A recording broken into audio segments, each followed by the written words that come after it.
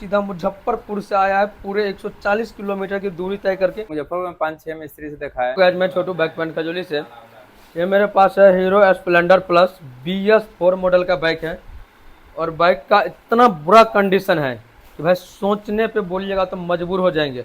इस बाइक का full engine नया रिबिल्ड हुआ है, यानी असेंबल किया गया है। इंजन में प्रॉब्लम था तो उसके साथ साथ बाइक का कार्बोरेटर ट्यून किया गया है। उसके साथ साथ आर्मेचर कोयल ब्रांड न्यू इंस्टॉल है। HT कोयल यानी इग्निशन कोयल इस बाइक के अंदर ब्रांड न्यू है। स्पार्क प्लग न्यू है, एयर फिल्टर न्यू है।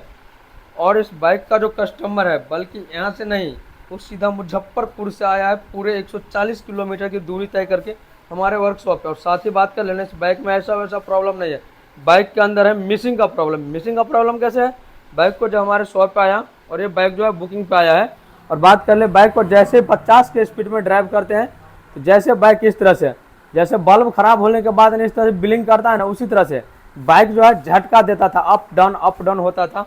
इसको हमने अभी टेस्टिंग किया और इस प्रॉब्लम को लेकर, यही मिसिंग का समस्या लेकर, इस बाइक का कार्बोरेटर ट्यून किया गया है, क्लीन किया गया है। एक एक स्पेयर कार्बोरेटर का नया है, आर्मेचर कोयल नया डाला हुआ है। और साथ ही बात कर ले इधर, इस बाइक का यहाँ पे HT कोयल नया है। करंट के लेकर कोई समस्या नहीं है। स्पार्क प्लग नया है। तो भाई अब तो यहाँ पे मसला आ रहा है, प्रॉब्लम है कि भाई बाइक के अंदर प्रॉब्लम क्या है। जो बाइक 1 से 2 किलोमीटर चलता है सही, जैसे ही थोड़ा इंजन गर्म, बाइक में वही भक भुक मिसिंग का प्रॉब्लम आना स्टार्ट हो जाता है। बट अब इस प्रॉब्लम को तो भाई सॉर्ट आउट करना है, क्योंकि काफ़ी परेशान होने के बाद एक कस्टमर जो हमारे शॉप को विजिट किया, और साथ ही आपको कस्टमर से बात करवाएंगे। बट यहाँ पे बात कर लेना, अभी इग्निशन ऑन करके आपको तुरंत करंट सबसे फास्ट चेकअप करवा रहे करंट। और साथ ही स्पार्क प्लग जो है जेन्युइन लगा हुआ है, बॉश कंपनी का जेन्युइन स्पार्क प्लग है। और साथ ही यहाँ तक सर्विस सेंटर इधर उधर जितना भी हो सका उतना दिखा लिया है। कस्टमर से आपसे बात करवाएंगे तो आपको खुद पता चल जाएगा इस बाइक के अंदर प्रॉब्लम कैसा था। तो हम बात कर रहे हैं यहाँ पे करंट का। देखिए करंट परफेक्ट आ रहा है, करंट के लेकर कोई समस्या नहीं है, सही आ रहा है, ये मायने नहीं रखता है। इसके अंदर भी प्रॉब्लम आ सकता है, या फिर मैग्नेट पे कचरा होगा तो भी पिकअप कोयल को परफेक्ट रेफरेंस नहीं मिलेगा, फिर भी बाइक मिसिंग करेगा। वैसे बाइक में प्रॉब्लम है, हीट होने के बाद मिसिंग करता है। तो चलिए फटाफट से पहले टैंक को करते हैं ओपन और देखते हैं CDI का क्या कंडीशन है। अब बात कर ले यहाँ पे, तो देखिए CDI के अंदर अभी क्या है कि अभी बाइक को हमने पूरे 3 किलोमीटर टेस्ट ड्राइव लिया है। CDI अभी काफ़ी ज़्यादा गर्म है।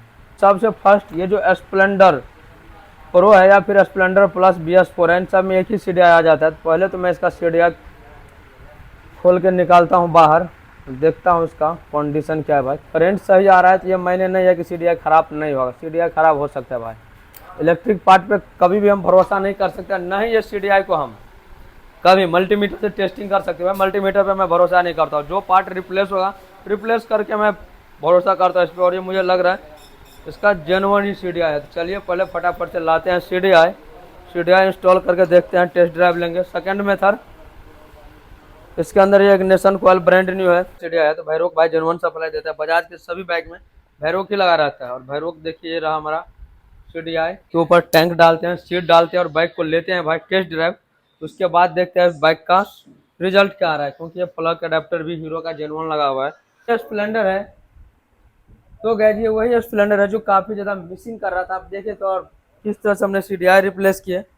बट ये CDI डालने के बाद बाइक को टेस्ट ड्राइव लिए, प्रॉब्लम कुछ भी सॉर्ट आउट नहीं हुआ। CDI फिर से हमने पुराना इंस्टॉल किया। उसके बाद ये आता है एक i3s के लिए CDI, जिसकी i3s एंड सेल्फ स्टार्टिंग के लिए वर्क करता है।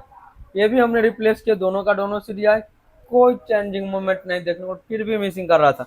उसके बाद जाके बाइक में हमने कार्बोरेटर इंस्टॉल किए, कोई चेंजिंग नहीं, यानी कि नया कार्बोरेटर डाल दिया, फिर भी मिसिंग का प्रॉब्लम सॉर्ट आउट नहीं हो रहा था।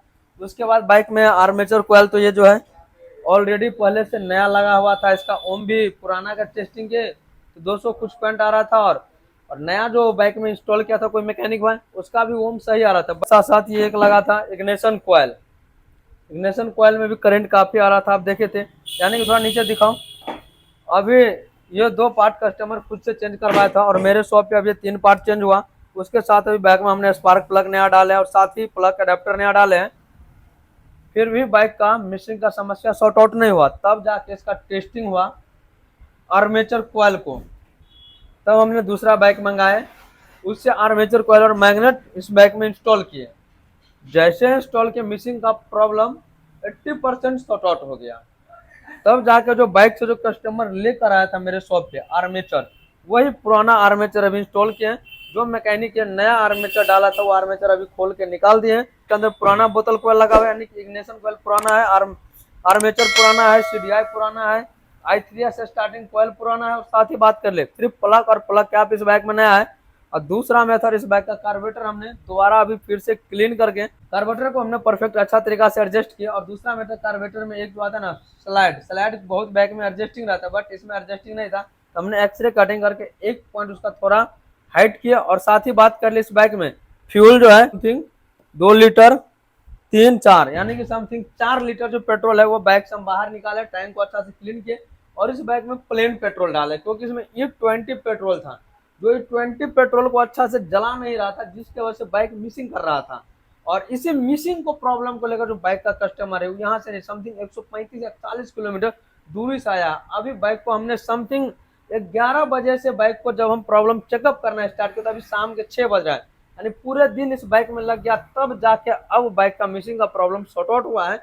अब बाइक स्मूथ चल रहा है। थोड़ा हम कस्टमर से बात करवा रहे, सर ही बताएगा इस बाइक से कितना। आप बताइए, आप मिसिंग से कितना परेशान थे, एक बार बताइए। बहुत परेशान आप कहाँ से आए थे? मुजफ्फरपुर से आए तो हमसे सर कांटेक्ट कैसे लगा, एक बार हमारे ऑडियंस को बताइए। यूट्यूब पर देख के आपको। और सर आप बोले थे मैं भी एक मैकेनिक हूँ, तो सर जो है ना 4 व्हीलर का, बड़े गाड़ियों का मैकेनिक, जैसे ट्रक बस हो गया, इन सब का मैकेनिक है। और साथ ही बात करें तो काफी परेशान था क्या सर?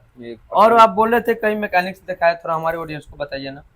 मैकेनिक तो बहुत, मुजफ्फरपुर में 5-6 मिस्त्री से देखा है, एक बार हाजीपुर देखा है, वहाँ भी सही नहीं हुआ, लेकिन अभी सॉर्ट आउट अभी प्रॉब्लम सही है, अभी सही। देखिए पूरा दिन लग गया, क्या हम कितना बाइक को रिटर्न किया आप ही बताइए। हाँ। जैसे हम वीडियो में बताते हैं ना कि बाइक जब तक प्रॉब्लम सोल्व रहे तब तक कस्टमर को बाइक को हैंड ओवर नहीं करेंगे। या फिर भाई BS6 बाइक है तो उसमें ECM उसीएम का लोचा है, तो फिर ECM वाले तो सर्विस सेंटर जाके करवाना। बस ये तो BS4 है, तो भाई हमारे शॉप पे प्रॉब्लम सॉर्ट आउट क्यों नहीं होगा? और आखिरकार बाइक का प्रॉब्लम सॉर्ट आउट कर दिया हम, क्या सर? अब जाके सॉर्ट आउट है, हो गया। काम से सर संतुष्ट है ना? जी संतुष्ट, कोई दिक्कत नहीं है सर? नहीं दिक्कत। अगर कोई ऑडियंस आना चाहेगा तो सर आप क्या कहिएगा? इसको कहेंगे, नंबर देंगे, आ जाएगा अपना, हमारे शॉप पे विजिट करेगा। जी जी। चलिए, तो देखिए बाकी कोयल रिप्लेस करने से प्रॉब्लम सॉर्ट आउट नहीं होता है। कभी कभी एक छोटा प्रॉब्लम भी बड़ा पटाखा बन जाता है। एक छोटा पटाखा बड़ा धमाका वही हुआ था।